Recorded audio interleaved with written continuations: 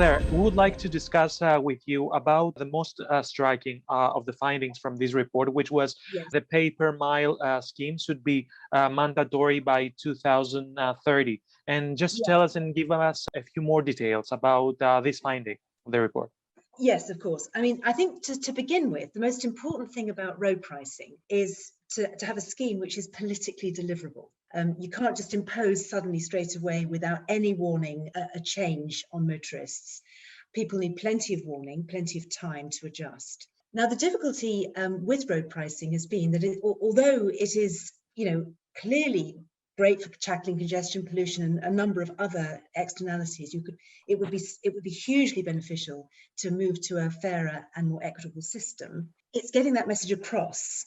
So that I think the first thing I want to stress really is that the most important thing with road pricing is the communications and is finding a scheme which is getting something politically through. Because as you'll be aware, there's always a big backlash. What we're proposing is no change in aggregate to motorist costs. So in fact, the most important thing is that the costs for the new charge is essentially moving from paying for fuel duty and VED to paying a new road user charge based on distance and time. But the charges will be ultimately set and monitored by an independent arbiter. We would recommend the ORR in consultation with the Office of Road and Rail, in consultation with the OBR, the Office of Budget Responsibility. And the scheme itself would be independently monitored and delivered. So I think the important thing is that this needs to be taken out of the hands of politicians. Now, to come back to your question about why 2030, I think what's important about 2030? We have a big change in 2030, which is from that date, there will be no more sales of new petrol and diesel cars. So it's a date that's in the diary now, and manufacturers are all rapidly changing their whole operations to meet this deadline.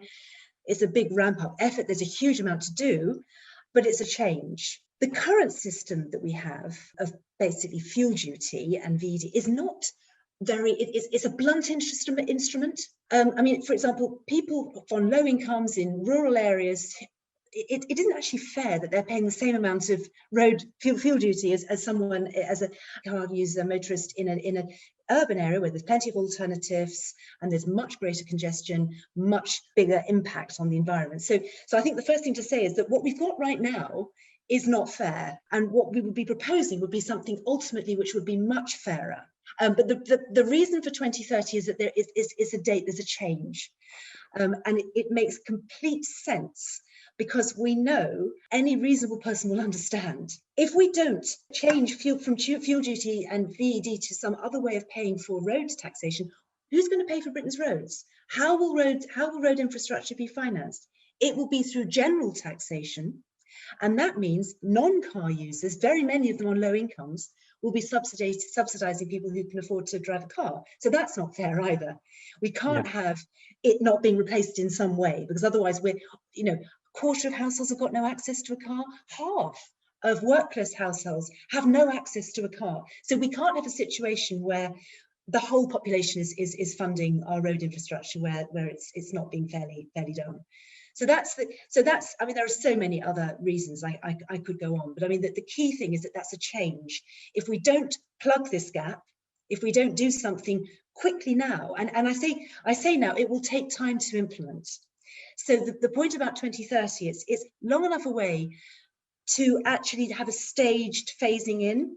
The scheme that we'll be proposing would ultimately, hopefully, something people would choose to opt into instead of paying for duty, and because you could save money. I mean, certainly the low-income households in rural areas, of someone who hasn't gotten any access to public transport, this would be a no-brainer. It would very quickly make sense to switch to this new system. So that's the principle. I mean, of course, the detail needs to be worked out, and there's a huge operation to do that in terms of just implementing the scheme. And obviously, there needs to be a pilot first and what have you. But we don't have long. That's the key thing. We really don't have long. Transport is the fastest growing source of global greenhouse gas emissions. I mean, on the decarbonisation agenda, we have to move fast, which is why we have this target in the first place. We don't have long, so we have to move quickly. It's not comfortable. The speed at which we have to move is going to be fast. But I think this is the fairest way of doing it. But still, Claire, I think that there's so many people out there that they are saying that, of course, it's a reasonable step to fill, the treasury with all this revenue that it is losing as a result of all these petrol and diesel vehicles being replaced by EVs. But there are still out there people who are saying why we need to pay for roads that they are not right. They are not, we don't have the right infrastructure right now. Why we do need to pay for roads that they are not the roads that we need to have. There's much more investment needed. Is that the point? Yes. I mean, in a sense, I mean, that is the point. There isn't a magic money tree of coin the phrase. Of course. So somewhere, so we have to find, and I think it, unfortunately, there is no, we are, and particularly now, post-pandemic, hopefully soon to be post-pandemic, we're still obviously very much in the thick of it, but, we begin to see the light at the end of the tunnel. There is going to be there is already huge strain on the public finances. So we cannot afford another black hole here. Yeah, of course. Overall. And roads have to be paid for somehow. I mean, an interesting question is, if one was to ring fence this money, how would people feel it should be best spent? Now, there are opinion polls that will suggest, there was an Ipsos Mori poll that came out quite recently, I think just before Christmas, that showed majority support, believe it or not, for road pricing, as long as the benefits were going into public transport, improving public transport, improving the local environment. And then there will be others who will say that money should go purely on roads, improving, so there are, however it's done, I think what that money is spent on is an important part of making this deliverable, and having transparency around that as well. This is a really difficult problem for the government to solve. And I think the more we can find a way that everyone can see it's fair, and we have to do something, and we have to make it as fair as possible for as many people as possible. What do you expect? Do you think that this suggestion, this proposal would be voted and green lighted by the government? I suspect that it would be the answer to many inside of Whitehall, the answer to their prayers. Of course, it comes back to the political deliverability. We know, I mean, we know from conversations, we know that there is huge concern about this black hole that's coming, and something that could fill that and transition us to a fairer and more equitable way of paying for roads would be manna from heaven. So, to answer your question, I think if we get the communications right, and if we start an intelligent debate now and get the right people involved, understand what people's concerns are, but actually look at this thing in the round, I would like to think that it wouldn't have to be too brave a government to do it.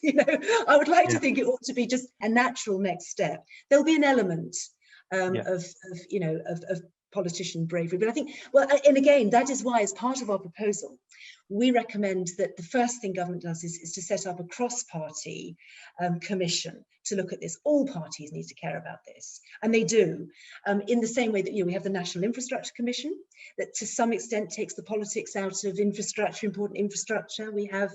I think you need to look at this as a sort of a long-term, it can't be tied into electoral cycles.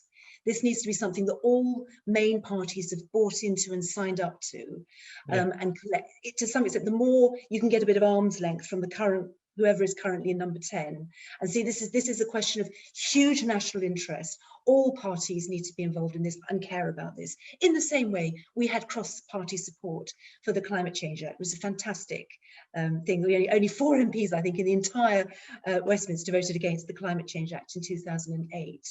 And look how that agenda has gone. I mean, we've got a lot of work to do, but clearly the UK is at the vanguard on that agenda in many ways. We have to keep improving what we're doing. But I think, again, that was cross-party representation that was so important.